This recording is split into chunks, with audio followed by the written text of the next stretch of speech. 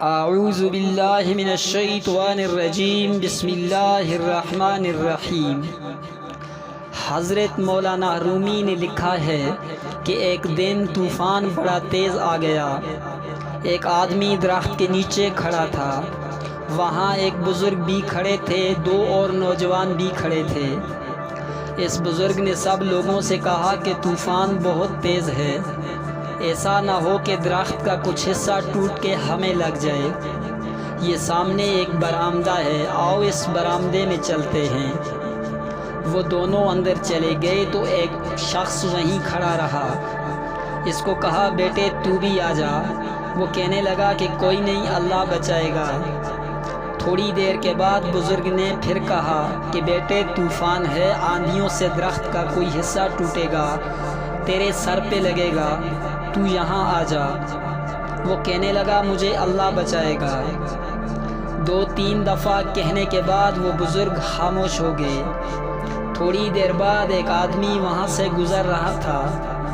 اس نے گزرتے ہوئے کہا کہ بھائی برآمدے میں چلا جا، طوفان تیز ہے، کوئی چیز تیرے سر پہ لگ جائے گی۔ وہ کہنے لگا نہیں، اللہ بچائے گا۔ وہ گزرا، ایک اور شخص آیا۔ اس نے بڑے پیار سے کہا، میں پیچھے سے ہو کے آ رہا ہوں، طوفان بہت تیز ہے، آگے میں نے درخت گرے ہوئے دیکھے ہیں، تو اندر چلا جا۔ وہ کہنے لگا مجھے اللہ بچائے گا۔ ایک تیسرا شخص آیا، اس نے بھی کہا، لیکن وہ وہاں سے نہ ہٹا۔ وہ شخص آگے بڑھا ہی تھا کہ طوفان کا تیز جھٹکا آیا اور ایک بڑے درخت کا موٹا سا تنا اوپر سے زور سے گرا اور اس کے پیچھے سر پہ لگا تو دڑہام سے زمین پر گرا، سر پھٹ گیا، روح پرواز کر گئی۔ وہ جوان بابا جی کے پاس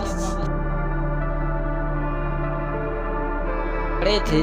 وہ کہنے لگے کہ بابا جی ایک مسئلہ تو سمجھائیے، اس بندے کا توکل اللہ پر اتنا مضبوط تھا، چاہیے تو یہ تھا کہ اللہ اسے بچاتا، لیکن یہ تو مر گیا۔ تو بزرگ کہنے لگے، بیٹے تم نے غور نہیں کیا، وہ جو میرے سمیت 4 بندے اسے سمجھانے آئے تھے، وہ سارے اللہ نے ہی بھیجے تھے۔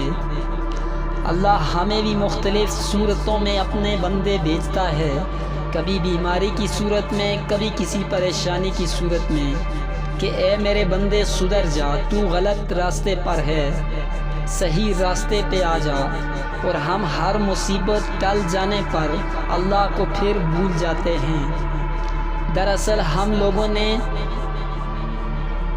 کچھ سمجھا نہیں کہ توکل کا معنی کیا ہے، جبکہ حضور علیہ الصلوۃ نے فرمایا کہ پہلے اونٹ کو اچھی طرح باندھو اور پھر خدا پر توکل کرو۔ کسی شاعر نے کیا خوبصورت شعر لکھا ہے، توکل کا یہ مطلب ہے کہ رکھ تیز دھار خنجر کی، نتیجہ اس کی تیزی کا خدا پہ چھوڑ دے، وما علینا الا البلاغ المبین۔